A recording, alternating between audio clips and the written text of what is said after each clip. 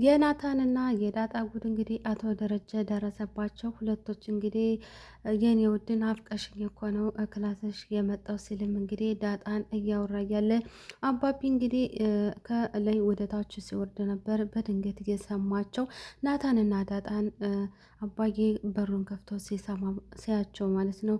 ሁለቶቹም ተደናግጠው ነበረ ካልጋው ላይ ናታንም የቆመ ማለት ነው።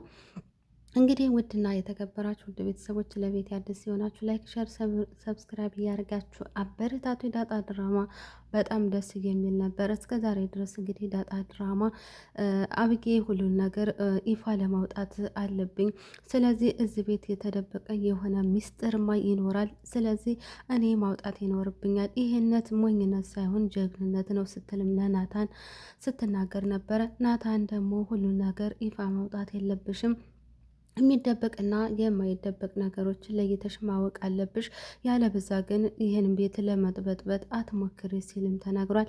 አቶ ደረጀ አብጌ እንግዲህ ዳጣ የገዛ ልጁ መሆኑን አውቃለች በማለት እንግዲህ ትናገራለች።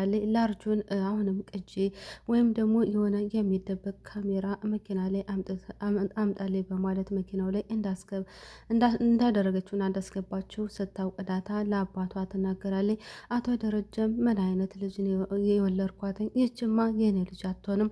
እኔም ቢሆን መልካም ሰውና ደግ ሰው ለሰው ልጅ መልካም ሰው ነኝ። እንዲሁም ደግሞ እናቷ በጣም መልካም ሰውና ደግ ሰው ናት። የዚህ አይነት እንኳን ክፋት የለባትም ሲል አቶ ደረጀ ይናገራል ማለት ነው። ዳጣም እንግዲህ ህይወት ያስተምራል አባዬ፣ እኔም ብዙ ነገር ህይወት አስተምሮኛል ጎዳና ላይ በማደሬ። ስለዚህ እሷም አሁን ላይ ብዙ ነገር ብትማርም ነገ አንድ ቀን ህይወት ማስተማሯ አትቀርም። ስለዚህ አባዬ ልጅ ምንም ነገር እንዳትቀየማት እባክህን፣ እንደዚህ የሆነ ነገር እንዳታደርጋት፣ አንተም መናደድ የለብም አባዬ እባክህን ራስን ጠብቅልኝ ስትልም ትናገራለች ማለት ነው። ዳጣ እንግዲህ አሁን ላይ እሷም ጠንካራ ሆና አባቷን እያጠነከረች ትችላለች። ነገ ወይም ደግሞ ተነገ ወዲያ የሰውን ህይወት እንደዚህ ከማበላሸት መጀመሪያ ጊዜ አስበን ነገሮችን እንዴት ማስኬድ እንዳለብን ማወቅ አለብን ብዬ አስባለሁ።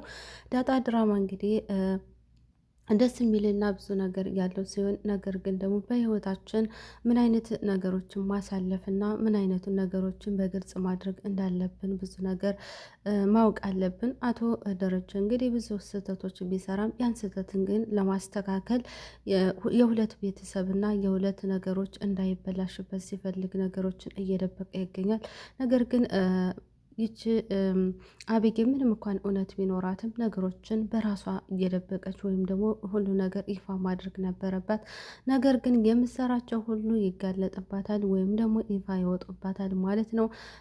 ዳጣ አሁን ላይ ደስተኛ ሁኜ እኖራለሁ ብላ ነበር ከቤተሰብ ጋር። ነገር ግን ደግሞ ምንም ነገር ሊሳካላት አልቻለም ማለት ነው። እንግዲህ አባዬ ምንም እንኳን የሰላም ልጅ ባይሆንም ነገር ግን አንተ ናታን ራስም ሆነ እኮ እርግጠኛ ነኝ በማለትም እንግዲህ ለናታን ስትናገረው ናታም ደግሞ ብዙ ነገሮችን አባባሎችን እየነገራት ነበረ። እሷ ግን ድንጋይ ለውሃ ላይ እንደማፍሰስ ነው። ነገሮችን አንድ ላይ ካላወጣቻቸው ምንም አማራጭ የላትምና በጣም ነው የተናደደችው ማለት ነው። በጣም ስሜታዊ ሆናለች ማለት ነው። እኔ አብጌ በጣም ጎበዝና ተፈላሳፊ ነኝ፣ ሞኝ አይደለውም ወይም ደግሞ በሽተኛ አይደለውም። እናንተ ናችሁ በሽተኛ፣ ወንጀልንና መጥፎ ነገሮችን ደብቃችሁ አብራችሁ ዝቁጭ ስትሉ ምን አይነት ጋጠ ወጥ ናችሁ ስትልም ተናግራለች ማለት ነው።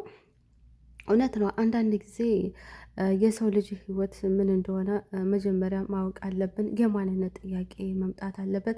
የማንነት ጥያቄ እንግዲህ አብጌ አሁን ላይ ይፋ ይሆንባታል። አብጌ እንግዲህ ከሌላ ሰው እንደተወለደች እና ዳጣም እንግዲህ የገዛ የአቶ ደረጀ ልጅ መሆናቸውን ይታወቃል ማለት ነው። በጣም ነው የሚያሳዝነው። አብጌ እንግዲህ የዳጣ በእናትም በአባትም ምንም አትገናኝም፣ ውሃ ብቻ ናት እንግዲህ ያለቻት እህት።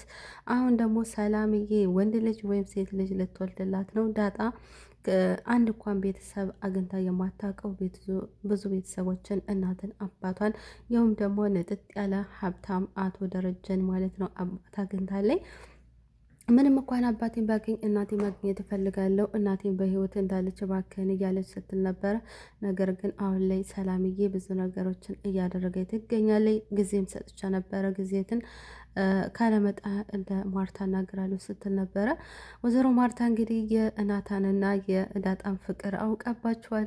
ምንም እንኳን እየተሽኮረመሙ ሁሉ ነገር ቢያደርጉም ነገር ግን ደግሞ ፉንቃ ያለችውን እንግዲህ ወደ ፎጣነት ቀይረው ሁሉንም በማሸጋሸግ በኋላ ላይ እናንተ አወራችኋለሁ እኔን እንደዛ አይነት ነገር አታታልሉኝም በማለት እንግዲህ ወይዘሮ ማርታ ተድሮ ጀምራ ፍቅር ስለሚገባት ምን አይነት መንገዶችን እንደሸወደች እና እንዴት ፍቅርን እንዴት ማግኘት እንዳለባት ስለምታውቅ እነዳታን ገብቷታል ማለት ነው። ቢፋቀሩ ደስ ይላት ነበረ። ነገር ግን ደግሞ አቢጌ የገዛ ልጇ ናት እንድትበደልባትና በቃ የእሷን ህይወት ያሳለፈችውን ህይወት እንድትሆንባት አትፈልግም። ወይዘሮ ማርታ በጣም ትልቅ በቃ የተበደለች ሰው ናት። ነገር ግን ካሳለፈችው ህይወቷ አሁን ላይ ምን አይነት መማር እንዳለባት ስራው አውቃ የራሷን ያሳለፈችውን ትምህርት ለሰው ለማካፈል ብዙ ነገር እያደረገች ትገኛለች። በመጀመሪያ ለልጆቿ እንዴት አይነት እናት መሆን እንዳለባት፣ ትዳሯን እንዴት ማክበር እንዳለባት እና እንዲሁም ደግሞ ትዕግስት እንዴት ማድረግ እንዳለባት እየተማረች ትገኛለች። ልጆችንም እንዲሁም ደግሞ እኛ ተመልካቾችን ማስተማር ችላለች ማለት ነው። አቶ ደረጀ እንግዲህ አሁን ላይ ቁም ነገር የእውነት ዳጣን እናንተንን ወይ አንድ ነገር ማድረግ አለበት ወይ ደግሞ የሆነ ነገር ማድረግ አለባቸው። ነገር ግን ባለፈው ቪዲዮ እንደተመለከትነው እንደሰማናቸው ናታን ምንም አይነት ግንኙነት የለንም እንደ ማንኛውም ጓደኛና እንደ ማንኛውም ሰው ነው የምንቀራረበው እንጂ ምንም ግንኙነት የለንም በማለት ነበር የነገረው። አቶ ደረጀ ግን ያንን አምቶ እንድትጎዳት አልፈልግም። አንተ የሆነ ነገር ትዳር መምስር ከሆነ ፍቅርን ለማያዝ ከፈለግ ትልቅ ነገር ማድረግ ይኖርብሃል። ትምህርት መጨረስ አለብህ፣ ትግሻ መኖር አለብህ ሲል የነበረውን ዛሬ ላይ አፍርሶ ዳጣን ክላስ ሄዶ ወድሻለሁን፣ አፈቅርሻለሁን ግን አባዬ እንዲሰማ አልፈልግም፣ እባክህን ውጣልኝ እያለች ዳጣም ለማስወጣት እየተከራከሩ እያለ ነበረ። ፍቅር መቼም ጊዜ አይሰጥም ማለት ነው።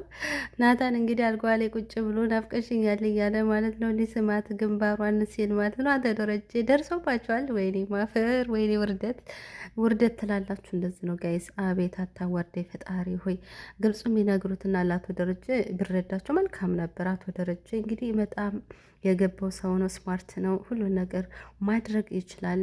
ይው አቶ ናታን የጓደኛው ልጅ ሆኖ ቢሆንም ዳጣም ልጁ ብትሆንም ዳጣ ያሳለፈችውን እናቱ ማድረግ የለባትም በማለት ያስባል። በስህተት እንደተፈጠረች እና በስህተት እንደተረገዘች እሷም ደግሞ እንዳትሰሳት ይፈልጋል። እና ወንድ ልጅ ደግሞ ታውቁታላችሁ፣ ልጅነት በጣም ከባድ ነው። ብዙ መስዋዕትነት ያስከፍላል። እንደ እናቷ በቃ እንድትተንከራታ እንዲሁም ደግሞ ዳጣ የሆነ ነገር ሆና እንትን እንድትል አልፈለገም እና እሱም ሆነ ሚስቱ ሰላም ማለት ነው ያሳለፉትን የህይወት ታሪክ ድጋሚ እንዲያሳልፉ ስለማትፈልግ ዳጣን አሁን ላይ እየተንከባከባት ይገኛል። አቤጌ ምንም እንኳን መናጤና የሆነ ነገሮችን መፈልፈል ብትፈልግም ነገር ግን እንደዚ አይነት ብልግና ነገሮችን አትወድም። ፍቅር ብልግና አይደለም፣ ነገር ግን ደግሞ በአግባቡ ሲሆን በጣም ደስ ይላል። ቤተሰብን አማክረው ቢረዷቸው ቢረዳዱ ሁሎችም ደስ ይላል። ነገር ግን ደግሞ እንደዚ አይነት ነገሮችን ባያደርጉ መልካም ነበረ። ናታን እንግዲህ ከዳጣ ፍቅር ይዞታል። ዳጣም ደግሞ ምንም ነገር ስለማታውቅ እንዳዲስኑበት ብርቅ ሆኖባታል ማለት ነው። አይዳጣዬ ውሃ እንግዲህ ጓደኛዋ ሄደች ብላ እየተነፈረቀች ትገኛለች። በጣም ከፍቷታል። አርጆ ደግሞ የህንድ አፍቃሪ በጣም ችግር ውስጥ ገብቷል ማለት ነው። በጣም ይገርማል። እና ይህንን ይመስላል የዳጣ ድራማ። ዳጣ ድራማ እንግዲህ አቶ ደረጀ መዴላቸው ይሆን? አቤት ውርደት አታወርደን ነው። አቶ ደረጀ እንግዲህ አሁን ላይ ዳጣንና አንተንን የሚያለያያቸውን ይመስለኝ ወይም ደግሞ ናታንን ከቤት የሚያስወጣው ነው የሚመስለኝ። ወይ ዳጣም ደግሞ ስነ ስርዓቷን እንድትይዝና ሁለቶች ምንም አይነት ግንኙነት እንዳይኖራቸው ነው የሚያደርጋቸው ብዬ ነው ማስበው። ዳጣ እንግዲህ በጣም ደስ የምትል ናት። ነገር ግን ደግሞ እንደዚ አይነት ዘላ ነገሮችን ባታደርግ መልካም ነው። ታውቃለች እንግዲህ አባቷ ተሰስቶ እንደወለዳትና እንዲሁም ደግሞ ይወዳታል፣ ያፈቅራታል ሰላምን። ነገር ግን ባለትዳር እንደነበረ ነገር ግን ባለትዳርም ብትሆን ፍቅር ያሸንፋልና በቃ በሰከረበት ጊዜ ነው በቃ ያንን ነገር ያደረገውና ልጅቷ የተፈጠረችው ዳጣዬ ይህን ነገር መሰሳት የለብኝም ከዚህ በኋላ አሁን ላይ በጣም ጸጽቶኛል እያላት የአባቷን ምክር አለመስማቷ በጣም ነው የሚያሳፍረው። ነገር ግን ደግሞ ይኸው ፍቅር ምንም አይደለም። እነሱ ምንም ነገር አላደረጉም። ነገር ግን ደግሞ ቀስ በቀስ እንቁላል በእግሯ ትሄዳለች ይባላል እና ቀስ በቀስ መጥፎ ነገሮች ይደረጋሉ በማንኛውም ህይወት። ድራማ ስላየን ብቻ ሳይሆን የሰው ልጅ ስንቀርብ ወንድሜ ወይም ደግሞ የሆነ ነገር እያደረግ የምንቀርብባቸው ነገሮች አለና በኋላ ላይ ወደ ፍቅር ይቀየራል፣ ወይ ደግሞ ያልሆነ ቦታ እንሆናለን። የሆነ ደግሞ ትፈጠርና ልጅ ይረገዛል። ከዛ ህይወታችን አንድ ብሎ ሳንጀምረው ይመሰቃቀላል። በህይወታችን በማንኛውም ሰው ህይወት ሳይሆን አንዳንድ ህይወት የተበላሸባቸው በእነሱ የተነሳ ነው እና ከነዚህ ነገሮች ብንቆጠብ እውነት ትዳርን ፈልገን ከሆነ ፍቅርን ፈልገን ከሆነ በቃ ፈጣሪ በሚፈቅደው መልኩ ቢሆን መልካም ነው። ፍቅር ደስ ይላል። ፍቅር ህይወት ነው። ፍቅር ከሌለ ትዳር የለም፣ ምንም ነገር የለም። ነገር ግን ደግሞ መጥፎ ነገሮችን ባናደርግ ብዬ መልካም ነው። ወይዘሮ ማርታ እንግዲህ አሁን ላይ አቶ ደረጀ ቤተሰብ እንዳለው ብታቅ መልካም ነበር፣ ትረዳው ነበረ። ነገር ግን አሁን ላይ አብጌ እየቀደመችው ይገኛል። አብጌ እንግዲህ ነገሮችን ሳትፈለፍል ወደኋላ ማለት የለባትም። የዳጣን ህይወት መተው እንዴት ሆነ? እንዴት በዳጣ ልሰሳት እችላለሁ ብላለች። አብጌ ደግሞ ፈጣሪ ሆና ነው በቀም ይመስላት ነገሮችን ሁሉ ካላደረግኩ እውነት ካልሆነ እኔ የምትፋታ ነገር አይደለችም። እና አብጌ እኔ ጎበዝ ነኝ፣ ሞኝ አይደለውም፣ ወይም ደግሞ ጅል አይደለውም፣ ወይም ደግሞ በሽተኛ አይደለውም። እኔ በጣም ጎበዝ ነኝ። እውነት እዚህ ቤት የተደበቀ ምስጢር አለ። ያንን ነገር ይፋ ማውጣት አለባት። እኔ እንደ መዋየ አይደለውም፣ ዘልዘለም አይደለውም፣ እንደነ ሰላምም አይደለውም ስትል ተናግራለች ማለት ነው። እንግዲህ የዳጣ ድራማ ላይ አቶ ደረጀ ምን ይላሉ የሚለውን እንግዲህ በቀጣይ ቪዲዮ ነው የምናየው ይሆናል። እንግዲህ ፍቅር፣ ሰላም፣ አንድነት ለሀገራችን ኢትዮጵያ ይሆንልን። ሁላችንም በዱዓ እንረሳሳ። አሁን ላይ በጣም ራስን የማጥፋት ራስን የመበደል እየመጣ ነው። ወላሂ ቲክቶክ ላይ ብታው በጣም አስቸጋሪ ህይወት እያመጣብን ነው። እሱ ምንድን ነው በተፈጠሩ በትናንትና ነው ተትናንት ወደ ይሄ ሳምንት ላይ እህቶቻችን እየሞቱ ነው፣ ታንቀው በስደትም እየቀሩ እያሉ ነው። በእነሱ ዙሪያ የማያወራው ነገር ምንድን ነው? ወላሂ ምንም እንኳን ተስፋ ባንቆርጥ እነሱ ያቺ ከሞተች በኋላ ደግሞ አብዛኛው ጊዜ ደግሞ በጣም የተበደልኩኝ እንዲሁኝ ያለው ማዳም የ6 ወር ደሞዝ አልሰጡኝም፣ ራሴን ላጠፋ ነው። ብዙ ሰው ይወጣለ፣ ብዙ ሰው ሀገር ቤት የተላካለ፣ ኤምባሲዎች ሊደርሱብናሉ። ግን አሁን ላይ አልሐምዱሊላህ ረብል ዓለሚን ቲክቶክ በመምጣቱ ይህ በቃ አሁን ላይ መንግስት እየተረዳቸው ባይሆንም ነገር ግን ኤምባሲ እየረዳቸው ይገኛሉ። ደሞዛቸውን እንዲሰጡ መብታቸው እንዲከበር እየተደረገላቸው ይገኛሉ። ግን ወላሂ አብዛኛው ሰው ስትሰሙ ቲክቶክ ላይ በቃ ተስፋ የቆረጠ ነው። ተስፋ የቆረጠ አላማ ቢስ የሆነ ለምን ግን እንዴ ለሸይጣን በር ተከፈትንለት እኮ አላማ ቢስ ተስፋ ቢሶች ነው የምንሆነው። እና በቃ ዛሬ ባይሳካልን ነገ ይሳካልናል፣ ዛሬ ባይሞላልን ነገ ይሞላልናል። በቃ ህይወት ይቀጥላል። ተስፋ መቁረጥ የለብንም።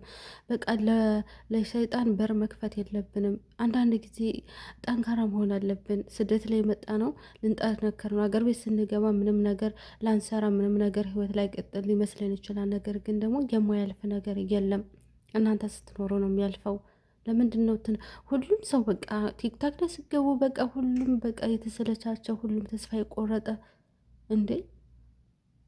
አረ ወላሂ አላህን እንፍራ ማለት ነው ጋይስ። ጠንካራ ስትሆኑ እናንተ ነው በቃ ሁሉም ነገር የሚጠነክር ሁሉም ነገር የሚገኘውና ራሳችሁ ላይ የሆነ ነገር ባታደርጉ፣ ራሳችሁን ባታጨናንቁ። ሁላችንም እኮ በደል አለብን፣ ችግር አለብን። ነገር ግን ደግሞ ራሳችንን ባናስጨንቅና መጥፎ ነገሮች ውስጣችን ውስጥ ባናስገባ ባይነን ለመጥፎ ነገር በር ባንከፍት፣ ለልባችን ላይ መጥፎ ነገር ትንሽ ራሱ ታስገባን።